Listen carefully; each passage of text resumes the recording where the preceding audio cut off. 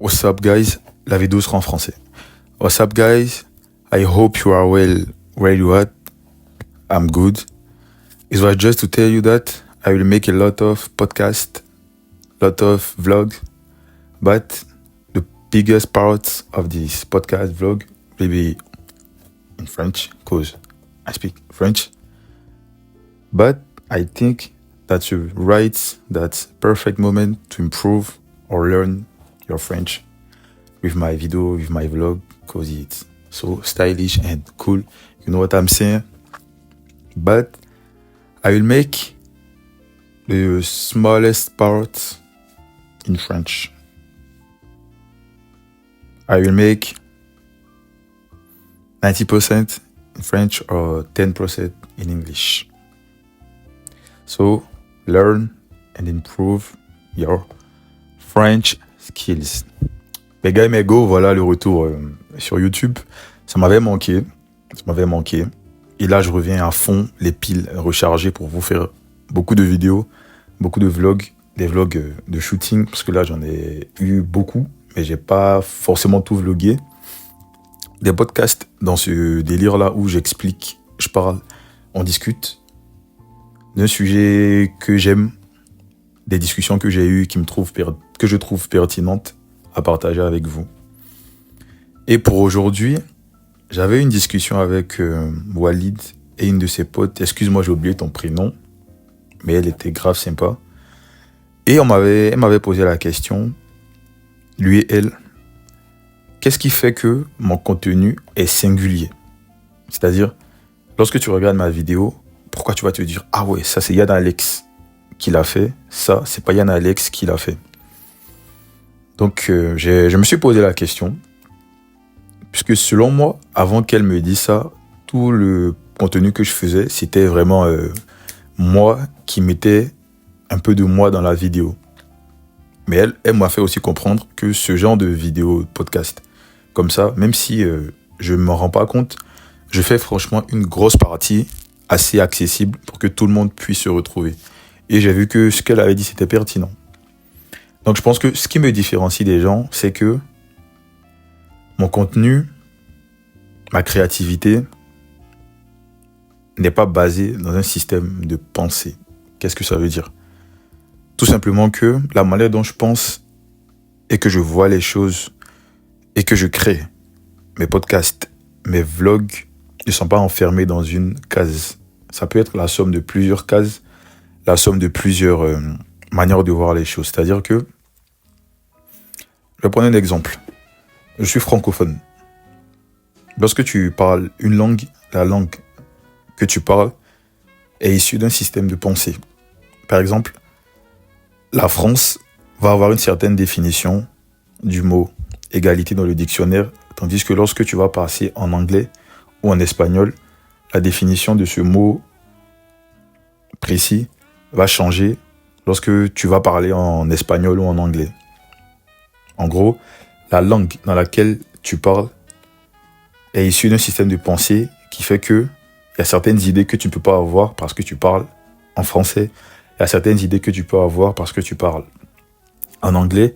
Il y a des idées en français, en anglais qui n'existent pas en espagnol. Vous voyez un peu ce que je veux dire. Par exemple, la plupart du contenu que je regarde sur Instagram, TikTok, YouTube, c'est en anglais ou en espagnol ou même en brésilien. Et le fait de penser, d'écouter des gens penser dans une autre langue ou d'écouter la pensée des autres dans une langue qui n'est pas le français, ça me permet d'ouvrir mon esprit à d'autres réalités. Je reprends l'exemple de la langue. Je ne sais pas si vous saviez, mais il y a des ethnies. En gros, c'est des groupes culturels ou des peuples, si vous voulez, en Afrique, qui, dans leur langage, le mot neige n'existe pas parce que ce n'est pas une réalité qu'ils vivent. Ce n'est pas quelque chose qui existe dans leur perception des choses. Perception des choses égale système de pensée. Il y a des choses auxquelles tu peux imaginer, on va dire des mini-pensées qui peuvent passer dans ta tête, mais si tu n'es pas dans le système de pensée, ou si tu n'as pas la langue qui pense et qui exprime la réalité qui passe dans ta tête, tu ne peux pas l'exprimer ou ça peut être mal vu. Je vais prendre l'exemple de la culture. Par exemple, étant quelqu'un qui regarde beaucoup de podcasts, beaucoup d'interviews, beaucoup d'idées, d'idéologies, ça nourrit énormément ma créativité dans le sens où j'arrive à voir les choses sur plusieurs angles. Je ne m'enferme jamais sur une position et je suis tout le temps prompt à écouter un nouvel avis. Donc, à force d'écouter d'autres choses, de penser dans différentes langues, quand cela est possible, ça m'a obligé à me poser la question ou à me poser des questions dans d'autres sens. Je prends un exemple pour que vous voyez ce que je veux dire. On va prendre le RN. Ça parle à tout le monde. À la base, moi, je pensais que toutes les personnes qui votaient RN étaient obligatoirement racistes. J'insiste sur le obligatoirement. Et après avoir regardé les documentaires Arte, les documentaires Blast par rapport au sujet, ça a dilué un peu mon avis sur la question. Et j'ai vu que, par exemple, il y a beaucoup d'autres facteurs qui font que les gens votent RN. Certes, il y a des gens racistes dans le RN, ça c'est sûr. Mais il n'y a pas que des gens racistes. Et malheureusement, lorsque tu as ce genre de pensée qui bouge un peu de la mouvance collective, ou même avec tes potes qui ne pensent pas forcément comme toi, ça peut faire un blocage parce que eux, ils vont pas chercher plus que ce qu'ils pensent à la base. Et c'est là où les différentes diversités ou divergences peuvent commencer avec le rapport ou les personnes avec qui tu parles. C'est qu'il y a certaines personnes, comme elles ne voient pas plus loin que ce qu'elles pensent, ou elles ne vont pas chercher d'autres idées ou se confronter à d'autres idées, il y a une certaine ouverture d'esprit, une certaine pensée qu'elles ne peuvent pas développer. Et c'est pas mal. Mais après, quand tu es quelqu'un qui s'intéresse à beaucoup de choses, tu comprends que la vie n'est pas binaire. La vie est très nuancée, il y a énormément de facteurs à prendre en compte lorsque tu dis un truc. Par exemple, les simples actions qu'on fait, souvent on a l'impression que nous sommes... on sait ce qu'on fait. Alors que, pour ceux qui savent, en psychologie, on parle de l'inconscient. Et l'inconscient, ça, c'est à peu près la base de nos actions au niveau psychologique. C'est-à-dire que toutes les actions qu'on fait, c'est une traduction déformée au max de ce que notre inconscient a refoulé dans notre tête. En gros, par exemple, le fait que tu aies peur des chiens, par exemple, c'est une traduction de ton traumatisme que tu as, qui est ancré dans ton inconscient. Donc la plupart de nos actes qu'on fait, c'est justement, la base vient de l'inconscient. Mais lorsque par exemple, tu cherches pas à savoir pourquoi tu fais ça, comment tu fais ça, et la raison pour laquelle tu agis comme ça, tu ne pourras jamais comprendre pourquoi tu fais ça. Et tu vas t'enfermer dans un système de pensée qui va faire que tes pensées vont aller d'un point A à un point B, alors que dans l'alphabet, il y a 26 lettres. Et si tu t'intéresses à d'autres pensées, tu verras le problème. Sous d'autres formes, tu verras qu'il y a peut-être plusieurs solutions et tu ne pourras pas t'enfermer dans une pensée. Et c'est justement là où je pense que les personnes créatives, comme moi je me considère comme créatif, on n'a pas cette limite de pensée, de voir le monde dans une perspective. Parce que le monde, il est vaste. Et avec la philosophie ou l'histoire, tu comprends qu'il y a plusieurs civilisations. Il y en a eu, il y en a qui sont malheureusement décimées à cause de tout ce qui est esclavage, tout ce qui est conquête. Tu ne peux pas comprendre comment les gens pensent si tu ne te mets pas à leur place, si tu ne te projettes pas dans leur culture. Parce que même la culture, c'est aussi un système de pensée. Parce que c'est grâce à la culture de quelqu'un qui va pouvoir utiliser certains mots pour définir certaines choses. Par exemple, en temps de guerre, certains diront que c'est une occupation, une colonisation, tandis que d'autres diront c'est une guerre, c'est un conflit armé, il faut l'arrêter. Tout dépend de la position dans laquelle tu es. Par exemple, certains diront que le mal, c'est objectif, tandis que d'autres diront que c'est subjectif. Alors que si tu vas, par exemple, dans une autre culture, le cannibalisme, pour ceux qui savent, au XVIe siècle, dans les cultures amérindiennes, le cannibalisme, tel que l'occidentaux le voient, ça ne traduit pas la même réalité que celle des Amérindiens. Par exemple, les Amérindiens, pour eux, manger quelqu'un de leur culture ou de leur groupe culturel, c'est un hommage. Tandis qu'en Occident, c'est mal vu. c'est, c'est un signe de barbarie. Tu vois. Donc le fait même de penser et de t'ouvrir à d'autres cultures, ça te permet d'être vraiment tolérant. Parce qu'il suffit juste de peut-être parler à quelqu'un qui est à côté de toi, quelqu'un qui ne pense pas de la même manière que toi, et tu vas comprendre que il n'y a pas un mode de pensée. Peut-être qu'il y en a un, mais moi je refuse de me coincer dans une seule catégorie ou une seule manière de voir le monde. Ça peut être parfois chiant. C'est pour ça que des gens comme Socrate, on les a tués. Parce que Socrate, je pense, en tout cas dans l'histoire occidentale, c'est l'un des hommes les plus influents à ce niveau-là qui a montré que pour chaque chose, il faut connaître vraiment de quoi on parle. Il faut se poser les questions. Est-ce qu'il n'y a pas d'autres réponses? Par exemple, tu penses que 1 plus 1 égale à 2. Mais est-ce que tu t'es posé la question, est-ce qu'on peut trouver la solution en additionnant? Est-ce qu'on peut trouver la solution en divisant des nombres entre eux? Est-ce qu'on peut trouver la solution en faisant une soustraction? Et juste en essayant de changer de paradigme. En gros, c'est la pensée, on va dire, du moment. En très très gros. Tu vois d'autres réalités, tu comprends la vie d'une autre manière. Tu vois les subtilités. Et les gens créatifs, ce qui fait leur particularité, c'est qu'ils n'arrivent pas à se fixer dans un système. Ils touchent à tout, ils pensent, ils essayent de comprendre les pensées des autres en allant dans leur culture. Et lorsque tu rentres ou tu t'appropries par exemple la culture de quelqu'un d'autre, tu vois que, ah ouais, quand même, il y a d'autres manières de voir le monde. Le monde n'est pas figé. Et c'est une richesse en soi de pouvoir se dire que le monde est vaste. Il faut embrasser justement cette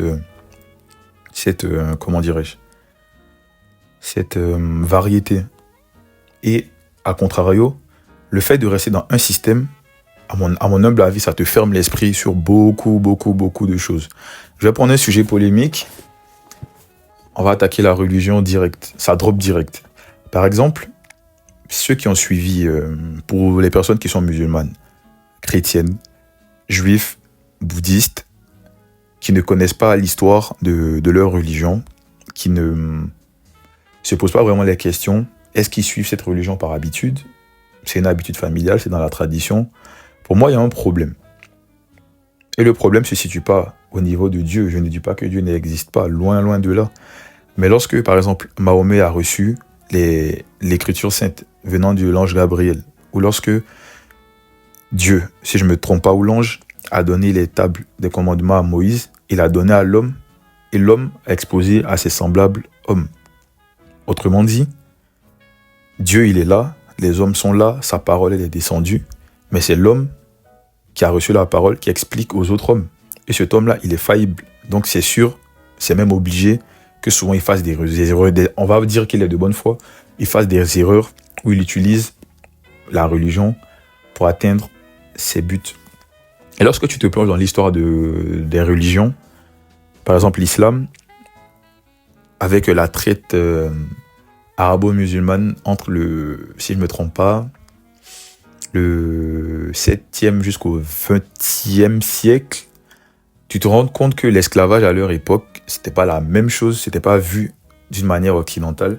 Et même quand tu lis un peu le Coran, tu vois que l'esclavage, c'est pas obligatoirement une manière de déshumaniser quelqu'un.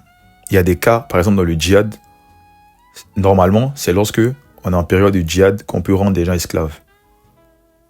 Je vous invite à aller chercher. Par exemple, il y a plein de trucs comme ça, il suffit juste d'aller se renseigner et de voir que nos religions, c'est vrai, Dieu il est au-dessus, je ne critique pas Dieu, mais les hommes qui la propagent, ils sont faillibles. Et on ne doit pas tout le temps écouter les hommes de Dieu parce que ce sont des hommes de Dieu. Avant tout, avant d'être touchés par l'onction, ce sont des hommes faillibles. Et le fait de dire ça à des gens qui se disent que tout ce que le pasteur, tout ce que le prêtre, tout ce que l'imam dit, c'est vrai, ça crée des dérives. La plupart des gourous dans des sectes, c'est comme ça que ça a commencé. Les gens n'arrivaient plus à faire la différence entre ce que Dieu a dit, ce que le pasteur a dit. Ils ont tout mélangé. Ce que le pasteur a dit, c'est ce que Dieu a dit. Donc ils sont enfermés dans une sorte de paradigme où tout ce que le pasteur dit, c'est ce que Dieu a dit. Alors que Dieu et l'homme, ils sont là. Dieu, il y a une partie de Dieu en nous, mais l'homme reste quand même un pécheur, donc il y a une possibilité de se tromper. Et les gens créatifs comme moi, qui aiment se poser des questions, on aura peut-être, ça sera peut-être notre péché mignon de vouloir poser des questions, d'avoir un peu ce truc de contradiction. Sans ce truc de contradiction, la philosophie n'aurait jamais existé. Socrate, c'est parce que justement, il a contredit ce que les gens y pensaient fondamentalement, il a contredit ce que les gens se disaient, il a contredit les gens qui pensaient savoir quelque chose, et à la fin, ils ne savaient pas vraiment ce qu'ils pensaient savoir, qu'on a eu vraiment ce culte de l'esprit critique, les lumières, de se poser la question sur tout ce qui est chrétienté, avec Pascal, Spinoza, Descartes, de se poser la question de l'humanisme, du racisme et par exemple du féminisme. Par exemple, ceux qui connaissent la controverse de Valladolid, en gros, c'est un livre qui explique comment l'esclavage chez les Amérindiens est passé à l'esclavage chez les personnes africaines. C'est passé de l'Amérique latine à l'Afrique. En très très très gros, le livre raconte l'histoire de deux prêtres, l'un qui était contre l'esclavage et un qui était contre la libération des esclaves. Donc ils ont débattu avec le pape. C'était dans le contexte de l'église catholique, 16e siècle, où vraiment l'église était à fond, dans tout ce qui est affaires séculières, tout ce qui est commerce, tout ça. Donc l'église était à fond, et les deux prêtres, ils débattaient. Et justement, c'est parce qu'un prêtre s'est dit qu'on ne peut pas les traiter comme des animaux alors que ce sont des hommes. C'est à partir de là que le paradigme a changé, et les gens ont commencé à se dire « Ah ouais, peut-être que les esclaves, entre parenthèses, les esclaves qu'on traite de non-civilisés, c'est peut-être des hommes. » Avec le féminisme, c'est pareil, puisque vous savez, c'est pas un truc que vous ne savez pas, on est dans un système patriarcal. Donc imaginez les premières personnes qui se sont dit qu'en vrai, la femme, pourquoi elle ne serait pas à notre level, genre. On les a vus en bizarre. Mais le fait que ces personnes ont pensé différemment du groupe et se sont dit pourquoi on ne pense pas la chose d'une autre manière, ça fait que on peut voir la chose d'une autre manière. Et la plupart des évolutions qu'on a eues dans le monde, c'est ça. C'est des gens qui ont pensé à travers d'autres systèmes, qui ont essayé de voir le problème d'une autre manière et qui ont apporté des solutions aux problèmes que justement le système dans lequel ils étaient clos les enfermait. Par exemple, Socrate, c'est pour ça qu'ils l'ont tué, parce qu'il remettait trop de choses en cause. Et justement, je trouve que c'est assez dommage, parce que ce côté de remettre les choses en cause, c'est pas forcément une mauvaise chose. Et je pense pas que ce soit une mauvaise chose, je pense que c'est vraiment important, parce que c'est ce qui nous différencie aussi des animaux. Les animaux, ils suivent leur instinct, alors que nous, on a la chance d'avoir l'esprit critique. En plus d'avoir l'esprit critique, nous avons été éduqués, nous sommes partis en cours. On a vraiment les outils avec tout ce qui est Internet, tout ce qui est podcast en ligne. Nos profs qui sont qualifiés, qui peuvent nous apprendre des choses qui vont nous permettre de vivre et de réfléchir sur comment les choses se passent.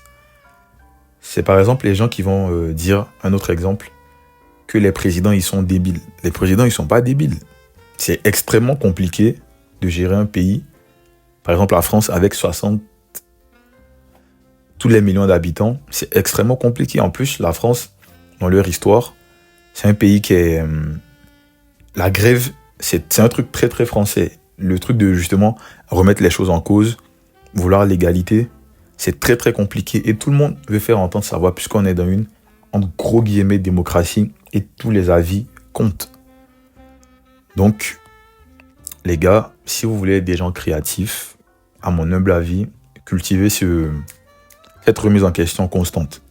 Cultivez-la. Vos amis vont peut-être ne pas comprendre, mais justement, si on veut que les mentalités changent, à mon humble avis, il faut les choquer. Il faut les choquer. C'est important. Et moi, vraiment, j'essaye de cultiver ça en m'informant, parce que la plupart des gens qui pensent dans une manière close, c'est des gens qui ne s'informent pas plus que ça. La plupart des débats que j'ai avec, que ce soit mes potes ou des personnes âgées, plus âgées que moi, j'ai 19 ans, plus âgées que moi, c'est des gens qui n'ont pas vraiment cherché ce à quoi ils parlent. C'est pour ça que Socrate, il était redoutable. Il te pose des questions pour voir si tu sais vraiment de quoi tu parles. Et lorsque tu ne sais pas de quoi tu parles, il va t'inviter subtilement à aller te poser la question. Et justement, le fait que je m'oblige à tout le temps rechercher ce à quoi je réfléchis, à chercher mes sources, à bien m'informer, à me cultiver constamment. Ça fait que j'arrive à m'exprimer sur bon nombre de sujets avec facilité, on va pas se mentir, avec facilité. Et la plupart des débats que j'ai avec des gens, j'ai même pas besoin de donner mon avis, juste je mets des faits. Et lorsque la personne voit qu'elle connaît pas bien son sujet, soit la personne par orgueil se braque, ou si la personne est compréhensive, elle va aller chercher pour qu'on évolue, on fasse monter le débat. Donc je pense que c'est vraiment le message de ce podcast. Ne vous limitez pas à un système de pensée. Cherchez à comprendre le monde d'autres visions, parce que le monde c'est vaste. Il y a des gens qui ne pensent pas comme vous, même votre voisin, avec tout ce qu'il a vécu, les perceptions, les expériences qu'il a eues, sa vision du monde va changer. Certaines personnes, dont moi je pense que, peu importe, on est condamné à être libre. Déjà, on est venu sur Terre. On est venu sur Terre. Dieu nous a fait venir. Il ne nous a pas demandé notre avis. Et lorsqu'on est sur la Terre, on est obligé de nous-mêmes trouver un sens à notre vie. Voilà aussi une autre question. Lorsque tu es dans un système de pensée, par exemple, les personnes qui sont religieuses, elles n'ont pas ce problème de réfléchir au sens de leur vie. Parce que lorsque tu es dans une religion, Dieu il a déjà établi tout ce qu'il faut faire. Si tu suis, c'est bon. Alors que les personnes athées, par exemple, je trouve que c'est beaucoup plus compliqué d'être athée que d'être religieux. Ils doivent vraiment chercher le sens de leur vie, puisque pour eux, on part du postulat qu'ils pensent que ils sont arrivés comme ça sur Terre, ils vont partir comme ça, il n'y a aucun but. Et eux, ils cherchent un but à leur vie. Et je trouve que c'est honorable. Et justement, ce côté de chercher le but et de comprendre d'où on vient pour savoir où on va, on doit l'appliquer à la religion. Parce que Dieu, il a dit tout ce qu'il faut faire. Mais après, je pense que être religieux, les grands théologiens, les grands prêtres, les grands rabbins, c'est des gens qui sont allés plus loin que leur religion. Ils sont allés lire le Coran, la Torah, la Bible, pour comprendre les systèmes de pensée des autres pays, des autres religions plutôt, et pour voir les similitudes, parce qu'il y en a, et pour aussi mieux comprendre pourquoi certaines personnes ne prient pas leur entre gros guillemets, leur Dieu. Justement, la plupart des prêtres, des imams, des juifs, ils font vraiment des rabbins, excusez-moi, ils font vraiment la démarche d'aller se cultiver, d'aller comprendre. Et plus tu vas voir hors de ton système de pensée de base, et plus tu deviens vraiment tolérant. Parce que tu prends vraiment conscience que le monde, il est vaste, et que les cultures changent, et que les valeurs dépendent énormément du système de pensée dans lequel tu es. Je reprends encore un autre exemple, la conception du bien et du mal. Du niveau philosophique, Nietzsche, pour ceux qui savent, je vais faire en très très gros. En gros, lui il dit que la morale, c'est un stratagème que les faibles ont utilisé pour les forts. Qu'est-ce que ça veut dire? En gros, à l'ancienne, les forts, ils faisaient ce qu'ils voulaient parce qu'ils ne se posaient pas plus de questions que ça. Ils vivaient leur vie. Et les faibles, ils subissaient. Et le seul moyen que les faibles avaient de limiter le fait que les forts, ils faisaient tout ce qu'ils voulaient, c'était de créer un système qui va obliger les forts à ne pas faire mal aux faibles. D'où l'expression « ne fais pas aux autres ce que tu ne veux pas qu'on te fasse ». Sous-entendu que c'est parce que tu juges que ce qu'ils vont te faire est mal que tu ne veux pas qu'ils te le fassent. Et justement, cette notion de jugement, elle est dans tous les systèmes de pensée. Après, peut-être qu'il y a des valeurs universelles, mais à mon avis, à l'heure où je vous parle, peut-être que mon avis va changer sûrement. Moi, je pense que la plupart des valeurs qu'on a, il y a des valeurs transcendantes, mais la majorité des valeurs qu'on a dépendent de où on est né, où on pense, ce qu'on pense, et des gens à qui on parle et qui nous fortifient l'esprit globalement. Donc, ouais, globalement, c'est ça. Et même tout ce qui est notion de mariage, tout ce qui est notion d'amour, je vous conseille d'aller voir Arte, de lire des livres. Vous allez comprendre que le monde est beaucoup plus vaste qu'il en a l'air. Et juste en te posant les questions que peut-être ton entourage ne se pose pas, tu vas comprendre beaucoup plus de choses. Peut-être que c'est pas la vérité, mais c'est toujours important d'écouter des versions autres, de se mettre un peu de se mettre hors de sa zone de confort. Pour se dire peut-être que c'est pas la bonne manière dont on pense, donc je vais aller réfléchir pour voir un peu ce qu'on pense à côté. Et même dans la résolution de problèmes, c'est ce qui se passe. Si tu n'essaies pas de comprendre pourquoi l'autre il est énervé, vous n'allez jamais vous entendre. Et c'est à peu près la même chose pour les personnes créatives, pour les personnes comme moi, peut-être pour vous qui aimez titiller un peu, poser les questions. Parce que malheureusement, on n'est pas tous à se poser des questions, on n'est pas tous à utiliser notre cerveau. Parce qu'il y en a qui sont, franchement, premier degré, il y a des gens qui ne sont pas futés, pour rester polis. Et ces gens-là, on ne peut pas leur en vouloir, puisqu'il y a des gens qui n'ont pas eu ce certain capital social ou cette remise en cause, ou cette manière de penser, pour se dire que peut-être que ce que je pense, c'est pas ça. Donc, comme c'est pas ça, je vais peut-être aller voir ce que les autres y pensent, pour voir un peu si je suis à la page, quoi. Donc franchement, à toutes les personnes créatives, ne vous limitez pas à un système de pensée. Touchez un peu à tout, en restant dans vos valeurs, bien sûr. Je n'ai pas dit de toucher à des trucs bizarres. Pensez un peu à tout, ouvrez votre esprit à plein de choses et vous verrez ce qui vous convient.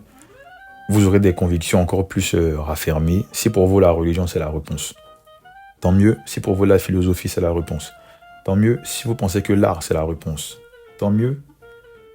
Et les personnes créatives, je répète, les artistes, ils ont vraiment ce sens-là de s'informer, de toucher un peu à tout pour trouver d'autres perspectives ou d'autres manières d'exprimer quelque chose dans le monde. Parce que c'est vraiment l'esprit critique, à mon avis, qui permet une sorte de dépassement de l'homme, que ce soit par l'art, la philosophie, la pensée.